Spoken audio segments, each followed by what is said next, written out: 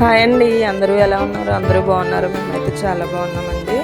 Welcome to my channel Ammo's kitchen and blogs. ఈరోజు మన video ఏంటంటే బంగాళదుంప వేపుడు అండ్ టమాటో రసం ఎలా పెట్టుకోవాలో మనం ఈ వీడియోలో చూద్దామండి. నేనైతే ఈరోజు లంచ్లోకి టమాటో రసము బంగాళదుంప ఫ్రై చేశానండి. ప్రాసెస్ ఏంటో ఈ వీడియోలో చూసేద్దామండి. మొదటిగా నేనైతే మీడియం సైజ్ టమాటాలు, నాకు ఒక పచ్చిమిర్చి, ఒక కొంచెం చింతపండు అయితే మిక్సీ చేసుకుని ఒక బౌల్లో బాండీలో వేసుకుని అందులో మనకి టమాటా రసానికి సరిపడా వాటర్ వేసుకుని కొంచెం ఉప్పు, పసుపు, కారం వేసుకుని ఒక పచ్చిమిరపకాయ కానీ 2 పచ్చిమిరపకాయలు కానీ చిన్న ముక్కలుగా కట్ చేసుకుని వేసుకోవాలండి. వేసుకుని చారు మరిగేంత వరకు మరిగించుకోవాలండి. మరిగించుకున్న తర్వాత తాలింపు పెట్టుకోవాలి. రసం అయితే ఎంత మరిగితే అంత టేస్ట్గా ఉంటుందండి, చాలా టేస్టీగా ఉంటుంది.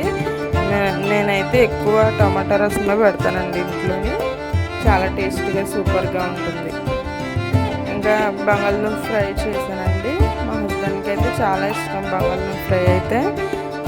నేనైతే ముందుగానే బంగాళదుంప ముక్కలను అయితే చిన్న ముక్కలు కోసుకొని వాటర్లో వేసుకుని ఉంచుకోవాలండి. ఎందుకంటే మామూలుగా కోసేసి ముక్కలుగా ఉంచితే కలర్ మారిపోతాయండి బంగాళదుంప ముక్కలు.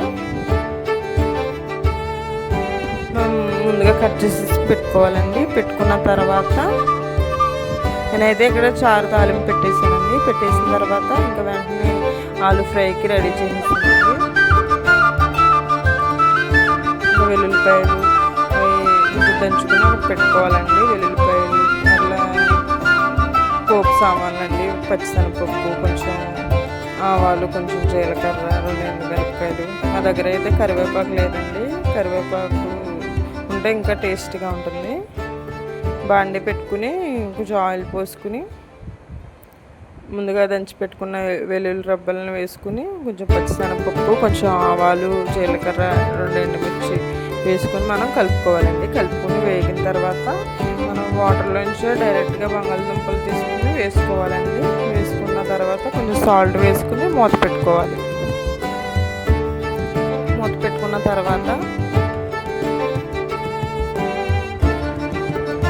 తొందరగానే మగ్గిపోతాయండి. మనం చిన్న ముక్కలు కోసాం కదా, చాలా తొందరగానే మగ్గిపోతాయి. మగ్గిపోయిన తర్వాత అప్పుడు అవి ఉడికినవో లేదో మనం కొంచెం ఒక్కొక్కటి స్మాష్ చేసి చూస్తే మనకి ఉడికినట్టు అనిపిస్తే లైట్గా పసుపు వేసుకుని కొంచెం కారం వేసుకోవాలండి.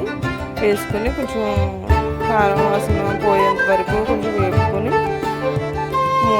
మూత కొంచెం లైట్గా వేసుకోవాలండి. మొత్తం క్లోజ్ చేసేస్తే బంగాళదుంప మెత్తగా అయిపోతుంది. అందుకని కొంచెం క్లోజ్ చేయకుండా కొంచెం హాఫ్ మూత తీసి ఉంచాలండి. అంతేనండి. లాస్ట్లో మన దగ్గర కొంచెం కొత్తిమీర ఉంటే కొత్తిమీరతో గార్నిష్ చేసుకుంటే ఎంతో టేస్టీ అయిన బంగాళదుంప వేపుడు తయారవుతుంది. అంతేనండి.